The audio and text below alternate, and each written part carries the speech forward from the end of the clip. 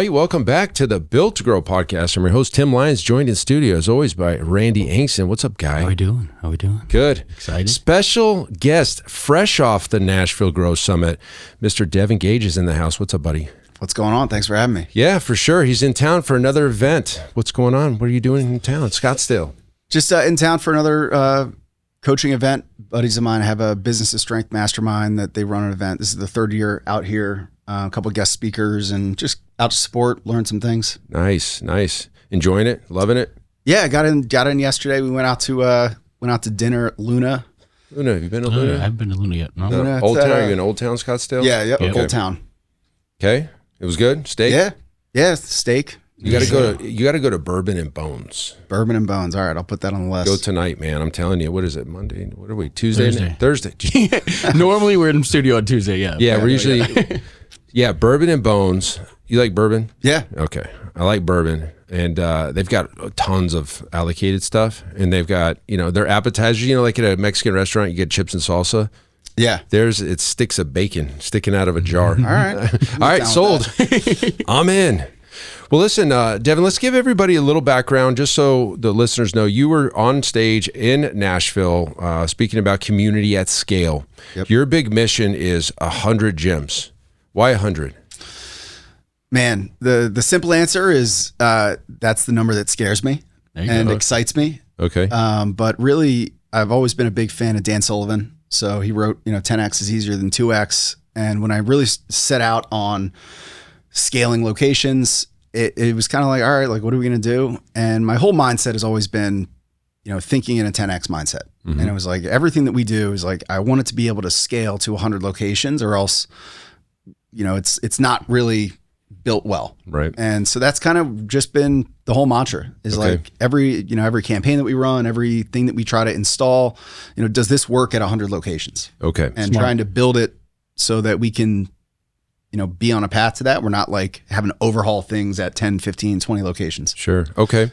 And so that was the reason why. But let's give everybody a little quick background on when you got started into the industry, kind of where you're at now, and then we'll get into it. Yeah, so I opened my first location. So the longer story was I went to school for criminal justice, going into college, no idea what I wanted to do. All I knew was I wanted to help people and I wanted to stay active. My guidance counselor was like, all right, you should be in law enforcement. So that's kind of what I thought I was going to do. Very early into college, I realized that I would be a terrible cop. I'm not a big fan of rules like most entrepreneurs. Yeah. Didn't like, ironing my clothes and shining my shoes. So I kind of finished the degree, but I got certified as a trainer. Became a father right the day I graduated college. I was a single dad. Wow. So when I graduated, I was like, all right, I could get a job in law enforcement with zero control over my schedule, split shifts, holidays, all that, or I could continue this personal training thing, which I didn't even know that you could do that as a job. Sure. I thought it was just a side. When are you going to get a real job, right? 100%. And I was like, you know what? The daycare or the gym has a daycare. I can do this. And really just when I really committed to it, got really successful. I was doing a lot of in-home personal training and just took the leap, signed a lease for a warehouse and grew from there. We were all athletes in large group. Over the years, shifted to more of a small group personal training model, especially after COVID. Going into COVID, we had just committed to that model. And after COVID, it was just, we were teed up perfectly positioned. There you go. Yeah. Like everybody that didn't want to do the big box thing or large group sessions, they were all in on small groups. So we went from like 200 to 400 clients in the next year. Opportunity and chaos. Yeah, absolutely. And then, back, 3 years ago, we broke the $1 million mark at my one location, figuring out what we were going to do. And we're like, you know what, let's just go all in on this small group model, and opened our first kind of test location. Went incredibly well. And we opened the next one about 3 months later, or we started the process about 3 months later. Did not go as well. So we were kind of, taking our licks with figuring out second guessing it. Wait a minute. Yeah. And then, but we were still successful enough in my one location and my first additional that we did a third one, and that went incredibly well. So then I was like, let's do 2 more. And then that did not go very well. Oh, jeez. So we, again, we've been scaling fast. We opened 8 locations in 2.5 years. There you go. Okay. All self-funded, just figuring it out as we go, but a lot of learning lessons along the way. Cool. Yeah. So I know people are like, okay, what do these gyms look like? So let's get into that for a second. You hit $1 million. It wasn't in the models that you're doing now, I'd imagine, right? Like, correct. You just saw this gym. We both talked about off air that, this would be very difficult to duplicate, right? It's like these big monsters and you got to feed them and they lose a ton of clients every month. And it's just like this. Is the juice worth the squeeze? And so, like I was telling you, if I was ever gonna do it again, which I don't believe I am, I would do these smaller gyms. So tell us about the new models that you're kind of rubber stamping them out. Yeah, so it's all small group personal training, one session at a time, under 2,000 square feet. We do 7 per session. That's kind of the model. What's the price per month or per $300 week? to $400 a month. $300 to $400 a month. 2, 3, 4 days a week. Monthly memberships. We bill biweekly. Okay. The minimum, I think the 2 days a week is $300 a month. Okay. You said about 60 members to break even? Yep. Because you're about $20,000 a month in hard cost. Okay, cool. Let me ask you this. What does it cost to stand up a new gym just off the jump, like a 1,500 square footer? Man, we've had very varying results based on the success of the launch. Okay. We've seen it anywhere from $120,000 to $250,000 based on marketing expense.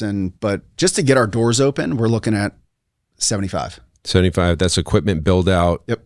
Deposits, all the stuff. Yeah, about $75,000, and that gets us we're running marketing at that point. They're pretty simple. It's a shell space. It's an inline retail. There's not a lot of build out. We don't do. Some of them don't even have a consult room or do you have office. A bathroom? Yeah, we do have a bathroom. Bathroom, no showers. No showers. So okay, cool. Yeah. I mean, this is the model, right? This is so you say small group, we say right. Semi-private. Let's define it because maybe they're the same thing. They are, yeah. Maybe they're the same thing. You do 7, we say 6, but I don't think it's the numbers. The way that I define semi-private versus what I would call a small group, maybe it's not the same. I'm really curious. We say semi-private is one coach to many clients, custom programming across the board. So it's funny. In my original location, we still do custom programming for every client. Right. And we've got a templated model that, but everyone has their own folder that's completely individualized. At our other locations, we've got a, modified, workout of the day where we have, a 3-day split. And, depending on what day you're on, it's modified. A, B, or C. Yep, exactly. They're doing workout A, B, or C. And every week it changes, A, B, and C changes? Yep. Okay. Is A like upper push, lower pull, and then B is lower, like the opposite? I'll be honest, I'm so far removed from things that I couldn't even tell you. Because I wouldn't know the answers to if you were to ask me either, so don't worry about it. Okay, so just curious. So I think we still define them differently then, because what we're really selling here is custom individualized programming, and we call it semi-private. And if I was going to say what is small group, it's workout of the day. Everybody's doing the same thing, just maybe scaled up or down. Yeah, modified, yeah. Pretty much. So they are different. Yeah. Essentially. Okay. But they're selling for about the same price because we're about, what are we here? Just over 428. 428 because we do 99 a week. That's right. Just so like if you do the math, so it's 428 or 550. Those are the A or B. Yeah. So, okay, cool. So high price point, easy to run, easy to operate. Let's talk about the trainers and the staff in a just like single shell location. So you've got 100-ish clients. You're humming. How many coaches do you need? So at a full gym, it's about 2.5. So we call them facility leader. We have a head trainer, and then we'll usually have a part-time person that's 15 to 20 hours a week. But it really is kind of anchored with that facility leader position who, in the beginning, they're doing all the coaching. At about 60, 75 clients, we bring on the number 2. They start at about 15 hours, so we just scale back. We add some more session times potentially. And at a full gym, facility leaders coaching about 15 to 18 hours a week. Head trainers doing about 28, 32. And a part-time person's doing, 10 to 15. And they don't sell, right? You were saying this? So they do. So we have a centralized sales team at this point. So all the leads kind of pile in. They manage one pipeline for all the locations. The goal is, so they're incentivized to close a membership on the phone. So pre-qualify, get them set up. It's like, hey, money back guarantee if you hate it in the first week, but you're set up. So when a client comes in, the majority of the time they are set up on a membership already. I like it. And it's kind of it's the facility leader's sale to lose at that point. Sure. And but I will say the facility leader, we give them all the reactivation, referral asks, joint venture stuff. We find that is best at the site level. Okay, this is great. This is different than a lot of gyms that have scale. So centralized locations. So you're running all your ads in all of the different radiuses, I guess. Yep. And they flow into a system. I'm probably guessing high level or something like that. Then you have pipelines and you have a calls team. Like you call them, and obviously they're getting automated drips and everything else. And so like location C, you can tell based on how they entered which location they're coming from. Yeah. So There's probably some overlap maybe in your radiuses. Yeah, we do get a little overlap. Okay. But so we have, I don't know if this is the best setup. A tech person, somebody that's run a big sales team may tell me there's a better frictionless setup, but we use high level. So every gym has its own sub account that the ads are connected to. There's a feature that we copy them into a centralized sub account. And the pipeline is basically the name and what location they're from. Okay. And so the sales guys just kind of handling them as they come in. We do a midweek review, which is actually the company just did it, called a red flag review. Okay. So halfway through the week, we kind of review what gyms are off track for the week with trials scheduled or membership sold. And we'll have them kind of target a little bit extra on those locations. So you have an ads team that's kind of manipulating the ad spend. Cool. And so these are all company owned. These aren't franchises, right? Correct. Okay. So it's interesting. Do you have like middle management, like regional guys at this point? How does that work? Yeah. So we follow the EOS model, which I think you guys are big on EOS. So I have an integrator. He's been with me he was my first employee ever. He's kind of rose through the ranks. So he serves, he's not directly overseeing the facility leaders, but he acts as the integrator. He's kind of the chief revenue officer. There you go. Okay. So he integrates a lot of things. And then we recently brought on a regional manager that runs the level 10s at the site locations, kind of holds them accountable, makes sure they're executing and oversees the operational stuff. Okay. Regional manager. Okay. So you do have that's cool. I mean, it seems so simple. I mean, if you're just saying it, but I mean, tell us about the things that you didn't think of, like the big struggles, like, oh my gosh, we didn't even see this coming. That was going to be my question too. Those blindsided moments. Yeah, I would say before we centralized everything, we were like, facility leaders they're going to do it all. They're going to do, they're going to execute on the email marketing. They're going to do the sales. They're going to do the lead follow-up. And for a variety of reasons, it just wasn't working. One, when it comes to sales, right, we all know that the three most important things with sales are speed to lead. Like you've got to have speed to lead. You've got to call 100% of your leads, and it's just volume of reach outs. They're coaching. Yeah. So the speed to lead is impossible, logistically impossible. Yeah. If a lead comes in at, 8 a.m. and they're coaching till 10 a.m. Yeah. Okay. Yeah. So there's that aspect that we were like, oh shit, like that doesn't work. And you're also managing completely different skill sets. Yeah. People that are great community leaders and coaches, it's a unicorn to be also really good at sales and have a passion for sales. It's just, somewhat of a conflicting, I don't want to say value set, because I believe sales is a positive thing, but a lot of people don't like it. And so we just found ourselves like bashing our head against the wall, trying to get these guys to like sales, be good at sales, put out the volume without burning themselves out. Yeah. So, and not only that, like we're managing 8 different levels of ability. So it was completely impossible to get a consistent, we couldn't predict, we couldn't project what results we were going to get. Of course. Because we're like, hey, this one, they suck at sales. Their lead conversion is going to be here. So we have to manage our ad spend. Now with one sales guy, we only have to manage one person's performance that's an actual salesperson. So that's that. We did that with marketing. We centralized our marketing with email, referrals, even joint venture stuff. The sales. So that's like the one big lesson that I learned is like, don't be cheap. Don't try to get one person that can do it all. Like build a team. Yeah. And at 8, it makes sense. Does it make sense at 4 to do it this way? At 3?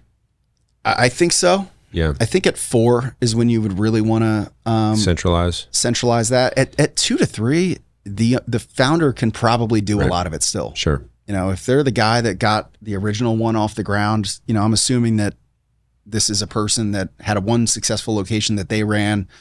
Now they're trying to copy it. I assume that they can kind of really lead it themselves. I could see that. Yeah. That's probably the norm. You know what I mean? Get to 2 or 3. Yeah. And then it becomes a bandwidth issue. You know what I mean? You can only be in so many places at once doing so many things. And so you need to develop the staff and the system around it. And right. What I love about the conversation is it's so system dependent, right?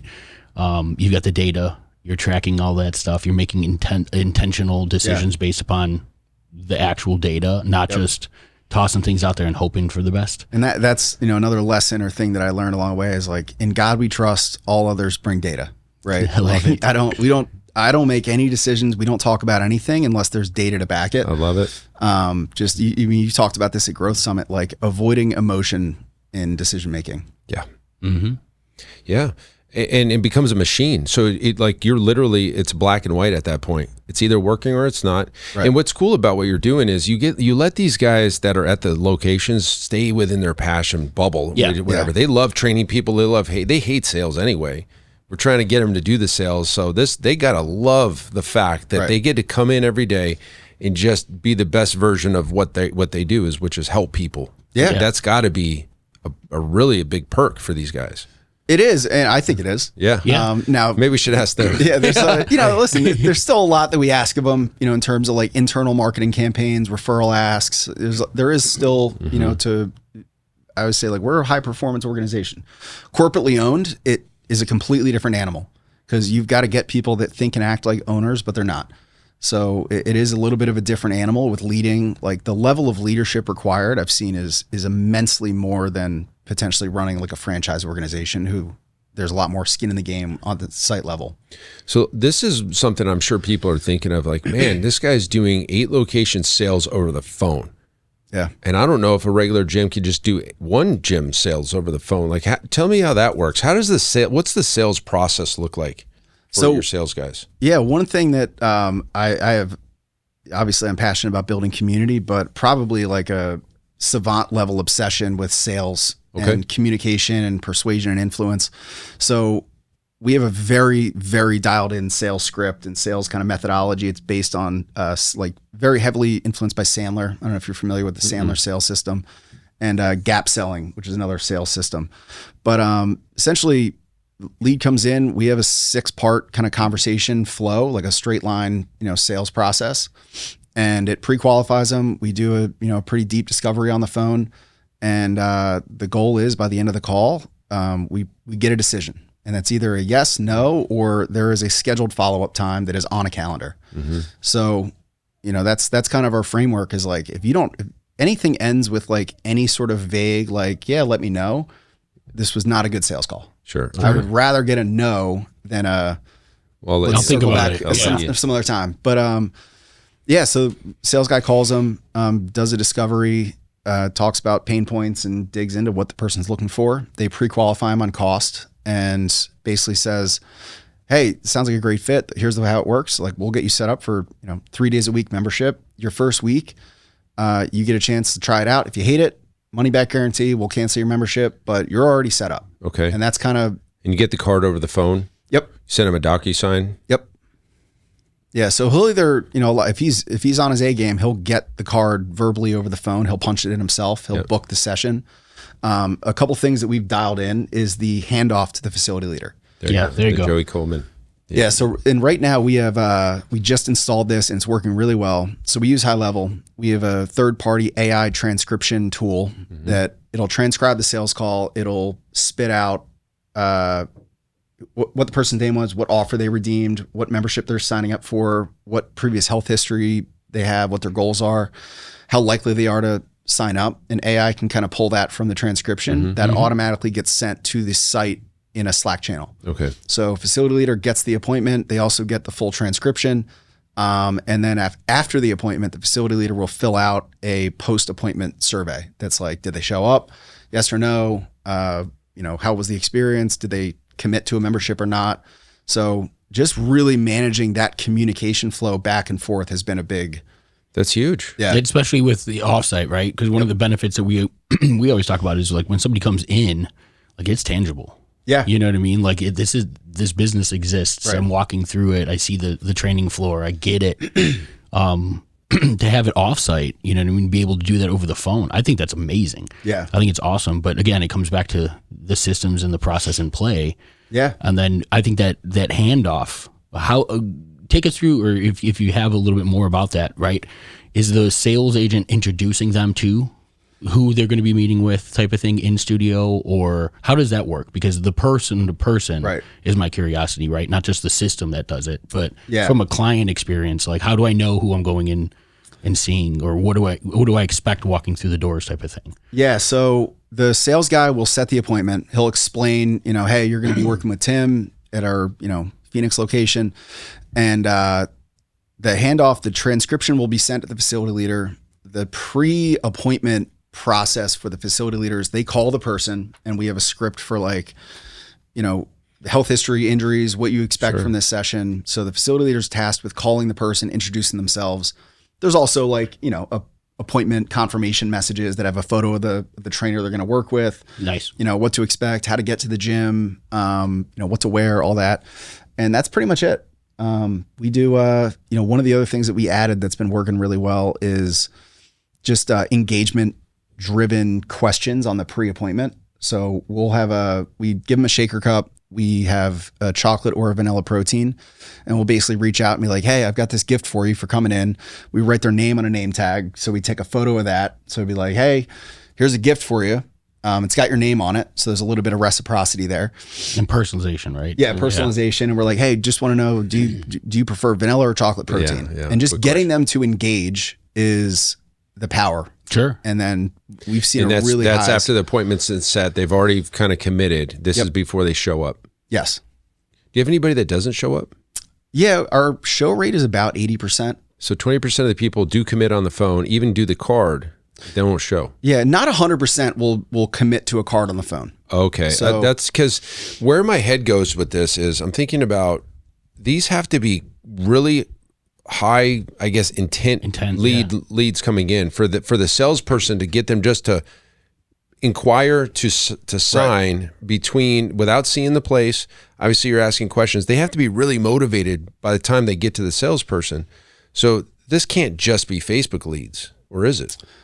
It's about 50-50 Facebook and website. Google, Google ads and stuff. Yep.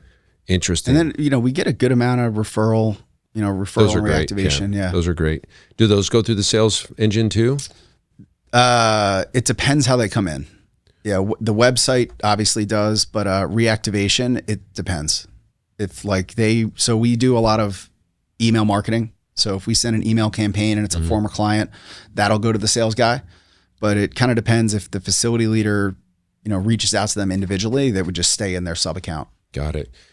And you said one sales guy's for 8 location, one Yeah, guy? we actually just brought on, we just signed a contract with Gym Reinforcements. So they've got, it's just like a contracted, they'll call, Okay. do some of the longer term lead follow-up calls. Okay. To just call some of the leads that are straggling. But he's a dog. He's got a door-to-door, he's got a dog. Door-to-door background sales, which I love door-to-door guys. Yeah. Oh, they You ever seen that black guy? Yeah. Yep. That's everybody. The shoe cleaner, He's yeah. the best. He's the best. Golly. But man. our guy was doing door-to-door solar sales. And what's funny is a buddy of mine's a national sales manager for, some construction engineering company. Yeah. And when I was really building the vision for all right, what do we need from a salesperson? Because we're seeing trainers aren't great. I want a real professional sales guy. How do we compensate them? How do we build a pay structure? And my buddy was like, you're looking for you need somebody that does door-to-door solar sales. Oh, there's a ton of those. They're not guys, afraid of doing Yeah. getting tons of volume. They're not afraid of rejection. They're usually really smooth because they know how to overcome objections. And we had a guy that his mom was a member of the gym. He was doing solar sales. He joined the gym and he was a perfect fit. And he's been killing it. I mean, he's booking 20 to 30 per week Nice. appointments or sales. Very cool. What is He doesn't have to go door to door either. He sits right in at his house. If he's booking that many, what is, let's say, the average lead flow? You know what I mean? How many hit his desk and he's converting? So he's at this point, and this is why we just brought on this other company to get more touch points. He's converting about 10%. Okay. of all leads. So we're getting about like 200 leads a week across all the locations, and he's booking between 20 to 30 appointments. We call them wins, which either a free appointment or a membership sold. 10%. Nice. That's about what we see across most, 8 to 10%. Yeah. Convert from lead all the way to member. Yeah. Okay. So that still holds true. That's great, man. This is eye-opening, really. I mean, seeing this at scale like this, and the way you're doing it is exactly how I would think I would do it too. Yeah. Centralized sales, handoffs. It's really interesting though, man, because people probably don't convert as well as your guy does on the phone in person, where they're sitting in front of them and they still can't get them to close the deal, right? So it's just interesting. So yeah, it's a skill set thing. I think 100%. making sure that the guys that do that every day are the ones touching the lead. So very cool. What are we missing?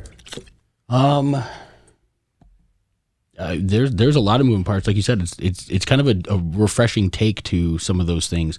What is it? When it comes to the scale, right? You've done it fast. Yeah. And I think that a lot of gym owners have kind of that belief, let me just proof of concept with my location. Like, how fast can I get into the number 2 type of thing? Yeah. We talked about the break even, getting people in there. Do you have a strategy around the grand openings, or like a social push, marketing push, that helps, carry some of that or front load some of that weight, as opposed to like, having to have the doors open for 6 months before you're breaking even? Like, how is it different marketing a new location versus once they're already up and running? So I'll be honest, this is the one area that we're still like, every time we're trying new things and there's different results. Like, we've seen some locations that absolutely crush. Some of it's seasonality, time of year, but so we'll do grand opening marketing. So founding memberships. We've changed the offer several times. So I can't give you a definitive, like, this is the offer that's worked best. We've done some like 20% off for life. Sometimes we've done 30% off the first 3 months, and then it's just regular membership. We've done, tiered, like the first 10 get X, the next 10 get X. So really very varying results. I don't have a definitive, but we've tried it. Yeah. There's not one definitive winner. We got 92 more to go. So, right. So by that, we'll figure it out. But the founding membership marketing seems to work really well. Like, cost per lead is always pretty low with like the grand opening messaging. So we keep that going as long as we really need to. Like, there's a gym that's a year in that we still grand opening. Yeah. So smart. We kind of keep that going, and we'll adjust our pricing to reflect what we need it to be. So we'll crank up our rates and then offer a 30% discount off of, those inflated rates. But it's all, we do a ton of meta ads. So we spend, about $5,000 a month in meta ads. Local marketing, again, we haven't seen anything super consistent with like setting up booths and, community stuff. I will say, just the more committed the facility leader is, the better the results. Like, the more that they're doing, if they're not, I always say there's 2 people that fail. The one person that can't do the job, and the other person won't do anything unless they're told. Like, we need somebody that's going to be just out there every day. They're talking to people. They're out and about town. They're shaking hands, kissing babies, and those are the people that do really well. Got it. Yeah. Relationships. That's a question we get a lot, is like, hey, we got a grand opening coming up. What's the things what you would do? And, it's so funny. A long time ago, Amanda Goolsby, remember her? Do you know? No. Her? She sat right there, and she was back in the early Orange Theory days, she was like the hired gun. She would go out and they would fly her out to each location and just get thousands of members to sign up. And I was like, she walked us through the pre-grand opening protocol. And I was looking for something. Yeah, like, what's the secret sauce here? I go, so basically hard work is what you're telling me. And really what the kind of takeaway was with her, it was, you're not training anybody, so you have 100% focus on sales. And two major things. You're selling somebody into not committing today, because we got 3 weeks till we open. So they could feel good. There's no pressure to start tomorrow. You're selling air, so you're selling the idea, right? You don't have to do, this is where this is going to be. I don't know if you do them in the tours in the little shell. Yes, or not. At times, yeah. They did these little orange bikes that they left around town. That was like kind of the famous viral marketing campaign. Viral marketing campaign. It was smart, right? And it was numbers driven. It was, you had to make this amount of calls every single day. You had to knock on this many doors or whatever, go to the grocery stores, hand out this many flyers. It was just hard work. Yeah. That's literally the secret sauce. And what I've seen is, like, I was talking to somebody about Solid Core, and they, we're talking about their sales approach, and it's like, but we don't have the same name recognition. Like, if an Orange Theory is opening up in town, you've got thousands of people that are already excited about it. Yeah. Engage Personal Training, a lot of these other small, family-owned businesses don't have that. Mm-hmm. So I think there's a little bit of taking some of that with a grain of salt, where it's like, the meta ads really, the better the ad copy, the better the offer, and being results driven. Mm-hmm. Like, this is the result of working with us, I think, is what's been most successful. Yeah.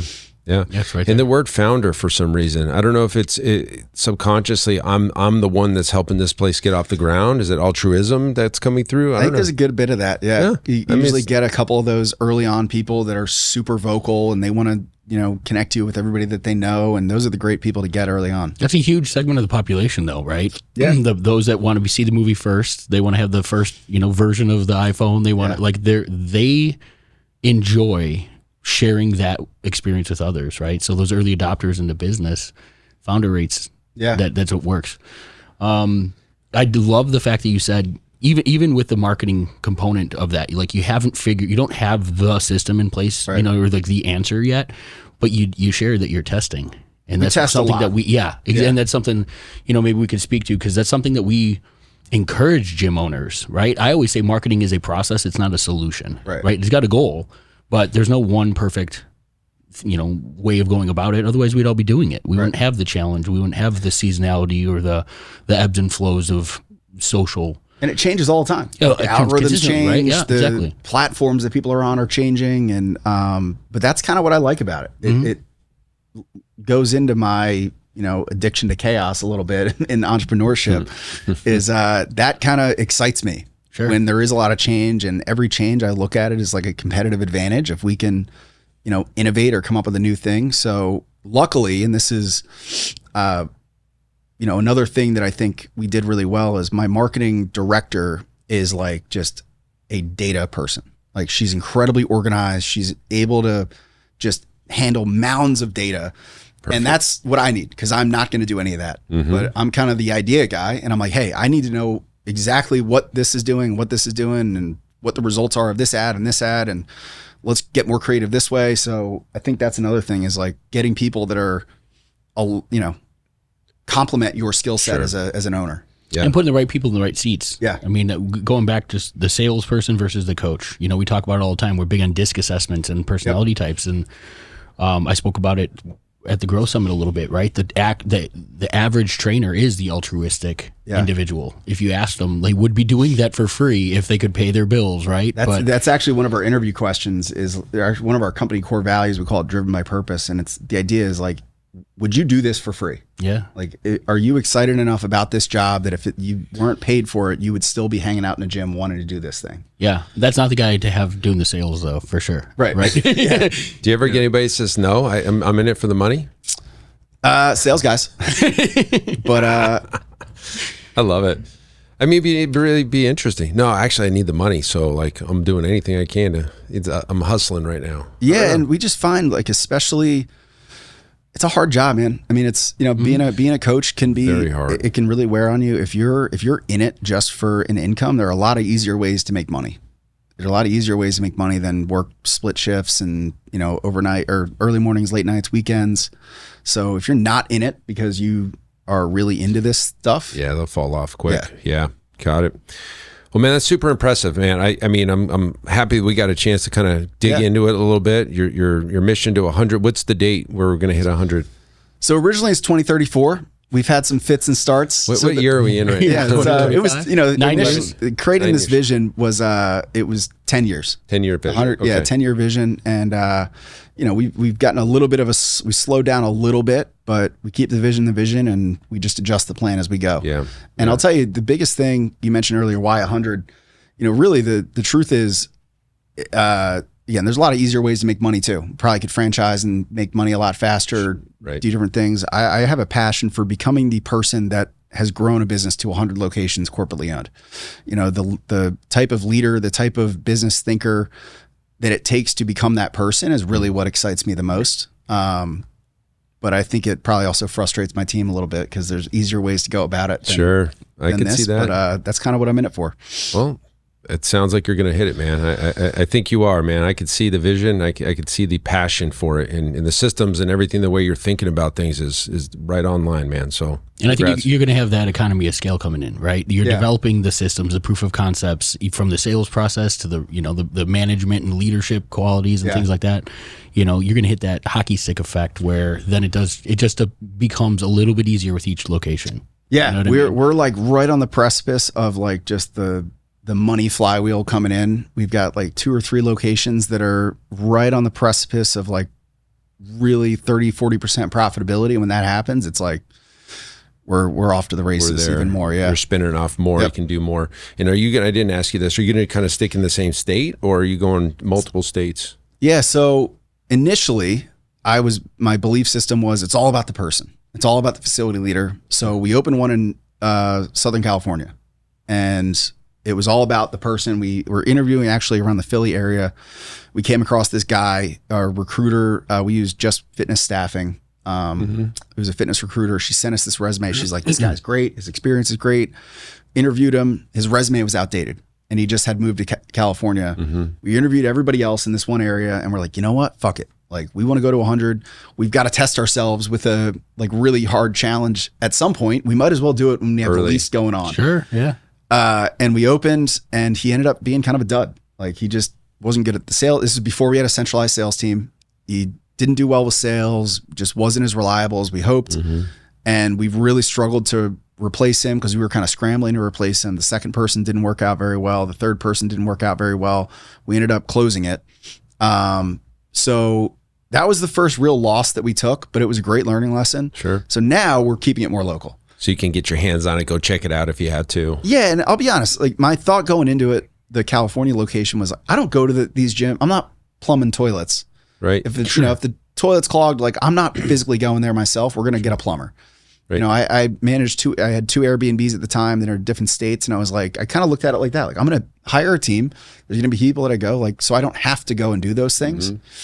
And I still don't blame the distance. I blame the lack of systems and structure that we had at the time. Because we have a gym in Florida that we took over a gym that was going to go out of business, and it's going well there. Okay. So I still don't blame the distance. I don't want to use that as like, it was too far. I really think it's just, it was too early. We didn't have the right systems in place. We didn't have, the market didn't recognize us at all.